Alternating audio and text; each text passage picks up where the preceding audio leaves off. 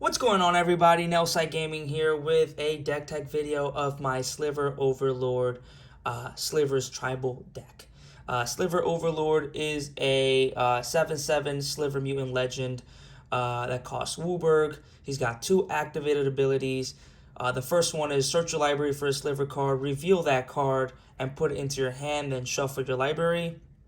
And he's got pay 3, gain control of target Sliver. So we're going to be tutoring out our most essential Slivers, and we can win one of two ways. We can go crazy with combat, or we can do a couple combos. Now, I usually don't try to go for the combos, but if I am stuck and playing at a higher power table, and I can't win with combat, then I'm definitely pulling out my combos.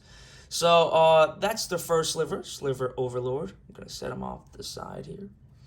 Our second Sliver is Sliver Queen. This is one of the combo pieces. There's a ton in this deck. She is a 7/7 Wooburg. Once again, Sliver Summon Legend, and she counts as a Sliver. This is an old card. And you can pay 2 colorless, put a Sliver token into play, treat this token as a 1/1 colorless creature. Now, I'm going to set this off to the side because as the combo pieces come up, I'm going to bring them up. And I might miss a couple. There's so many. But I'll try my best. Here is Sliver Legion. This is pretty much, what's that card called? It's a 5-cost artifact that does the same thing. All Sliver creatures get +1/+1 for each other Sliver on the battlefield. So pretty much if you have 8 Slivers, they're all going to get +7/+7. Pretty crazy. Anyways, moving on to the first Sliver. One of these Slivers that I even considered as my commander, but I decided that tutoring them would be more consistent. Now, if I'm going for a little bit more fun, then Cascade is definitely a fun technique, a fun mechanic. I would definitely change the deck around if I wanted to make him a commander, just a tiny little bit, so it would be more just better suited for the type of mechanic or strategy. So he is a 7/7 Sliver legendary creature with Cascade, and Sliver spells you cast have Cascade. So yeah, that can get pretty crazy pretty quick. Next, we have Sliver Hive Lord, another Wooburg 5/5, and he gives all your Sliver creatures indestructible. So that is pretty cool. And then moving on to my 1-drop, I have a Gale Rider Sliver that gives every Sliver creature flying. Then we have Sentinel Sliver, gives all the Slivers vigilance for the 2-drop. Now, these two guys, they're kind of like the same card, kind of. But, yeah, they do the same thing. So, Slivers have tap, add 1 mana of any color to your mana pool. So, this is one of the first cards I tutor with Overlord, so I can get my ramp going on. And then, it's actually going to be a combo piece so that the Slivers tokens that Sliver Queen makes can tap for mana, and we'll get there. We'll cross that bridge when we get there. Quick Sliver lets me play my Slivers at instant speed, so pretty much giving them flash. And this is going to be really cool because I do have a Seedborn Muse in this deck. Hunter Sliver gives them Provoke. All Slivers have Provoke. When all Slivers attack, his controller may have target creature defending player controls untap and blocked if able. So I don't run a lot of removal in this deck, but this kind of helps. I can force them to block my big creatures and remove them that way. So that's pretty cool. Then we have Heart Slivers giving them all my Slivers haste, which is pretty cool because when they come down, they can immediately tap for mana with the other Mana Weft Sliver and Gemhide Sliver. This is another one of the pieces, the first pieces that I tutor for with Overlord. I usually go for another card that you will see coming up here that gives them haste and flying. So depending on what my mana on the board is looking like, I might tutor for this one or I might tutor for the other one. Here we have a little bit of protection with the Fusion Sliver. Whenever a Sliver creature you control becomes a target of a spell or ability an opponent controls, counter that spell or ability unless the controller pays 2. So not as good as Hexproof, but it's always helpful, especially when you have a lot of Slivers on the board. This is just a piece that I added to steal creatures with Sliver Overlord's second ability. So it is a Sliver itself, which is great since it has Changeling, and then it has tap target creature against all creature types until end of turn, and then tap target creature loses all creature types until end of turn. I usually use the first one, and then I pay 3 and steal them with Sliver Overlord. All right, here we have Crypt Sliver. This is awesome. All Slivers have tap, regenerate, target Sliver. So pretty much giving them some sort of protection against some board wipes or removal or even damage. So great for 2 mana.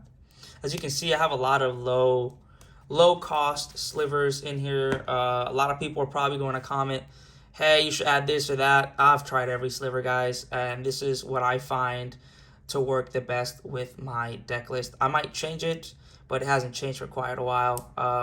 If I wanted to make it faster, I could, but it would sacrifice fun. So I'm going to leave it as is for the time being. And here we go. Clot Sliver. Each Sliver gains pay 2, regenerate this creature. So almost the same, but even better, I think.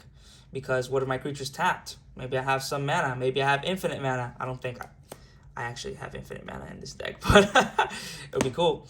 Anyways, Crystalline Sliver or Crystalline Sliver, not sure how you pronounce that, but it's a 2/2 Sliver for a white and a blue. This is another piece that I always tutor. It says Slivers cannot be targeted spells or abilities. So pretty much Shroud. Shroud for everybody. Another card that I really, really like, each Sliver gains pay 2, sacrifice a creature. This creature deals 2 damage to target creature or player. Yeah, so it's just a way to deal damage once I have a bunch of tokens on the board. I'm sure this is probably a combo piece, actually. Yes, it is a combo piece with another card that I will show you and the tokens from Sliver Queen. Because if they have haste and tap for mana, I can tap them, sacrifice them for this ability, and then if I have infinite Slivers, then I have infinite damage. There we go. I'll explain that later. I have to reduce the cost of the activated ability with another card. This is the haste enabler that I usually go for to give them flying and haste. It's a 2-drop, and it's pretty cool. Cloud Shredder Sliver. This is protection for me. Oh my god, has this saved me in games. Each Sliver gains pay 2 life, return this creature to owner's hand. This is also a combo piece. I have to think what it was. It's been a while since I've played it. But not necessarily an infinite combo, but just a way for me to return. So I have Morophon in this deck, so I can return cards that cost Wooburg to my hand, cast them again, and tap them for mana, return them to my hand. I could do all kinds of wacky stuff. It's pretty cool. I love it. And yeah, also protection from board wipes and protection from targeting, and just pay 2 life, return to your hand. It's great in this deck. Shadow Sliver. All right, it's a 1/1, 2, and a blue Sliver. All Slivers have Shadow, so they can't be blocked unless somebody else has Shadow, which is crazy because not a lot of people have Shadow. Not in today's world, anyway. Ooh, combo piece. Basalt Sliver. All Slivers have sacrifice a creature, add 2. So this can make these guys from Sliver Queen crack for 2 black mana, which means I can make another. But if they're tapping for mana and have haste, I can tap them for a mana, sacrifice them, make another, tap them for mana, repeat, always floating a mana, and having infinite mana. If I have something like, well, we'll get to that Sliver. If I have any ETB or leave the battlefield effects, it's infinite of those.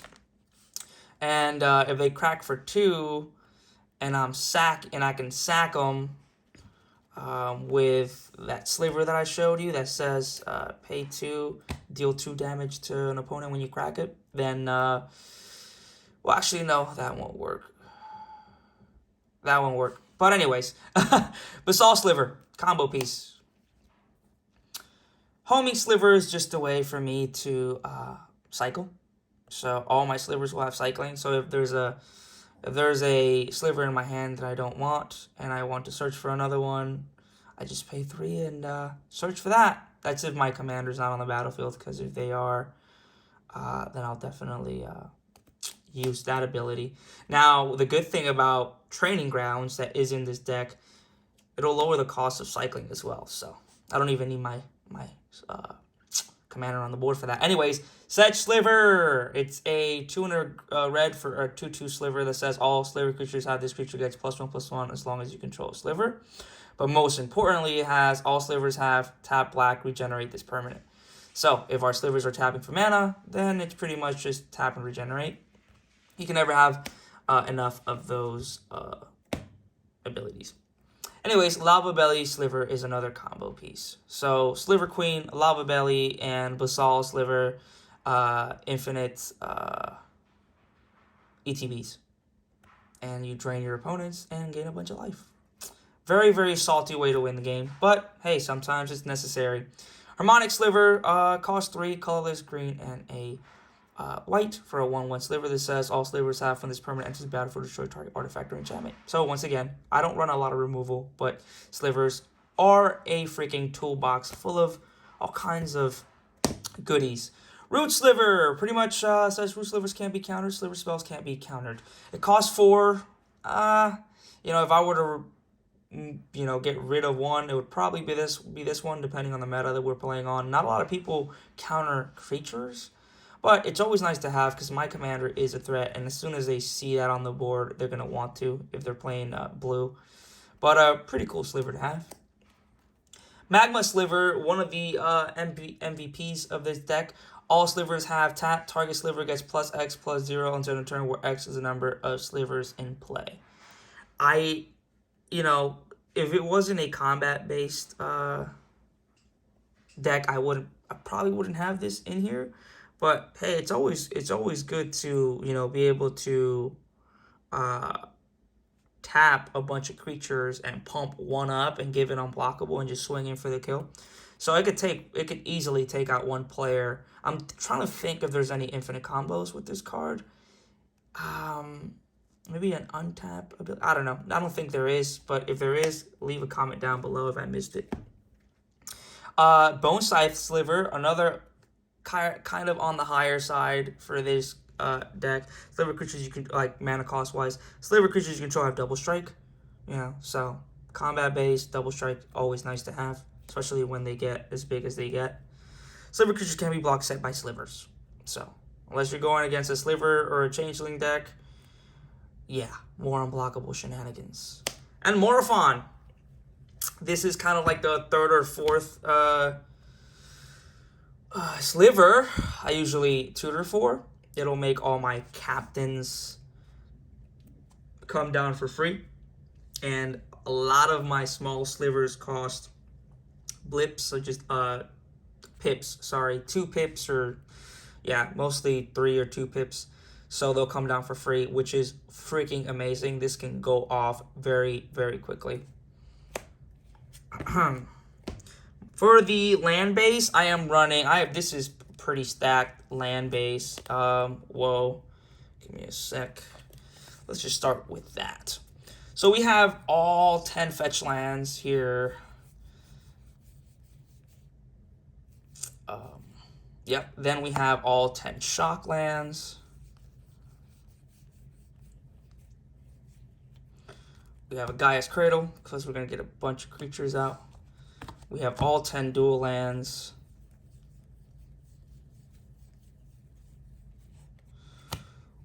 We have a command tower.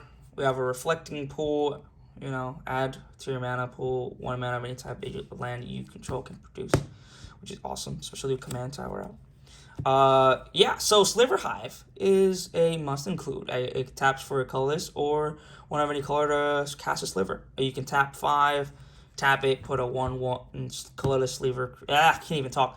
A 1/1 colorless Sliver creature token to the battlefield. You can only activate it if you have a Sliver. And then a Sagoth. Is that how you Sagith? Triome. Tap land. You can cycle. and a Cavern of Souls. Cavern of Souls, once again. See, I might not even need that other Sliver, but it's always good to have two effects that do the same thing, just in case I don't draw one or the other. Training Grounds, MVP of this deck. It is a 1-drop for blue. Activated abilities of creatures you control cost up to 2 less to activate. This effect can't reduce the amount of mana and ability cost to activate to less than 1 mana. So once again, Sliver Queen with this would go freaking insane. Combo piece.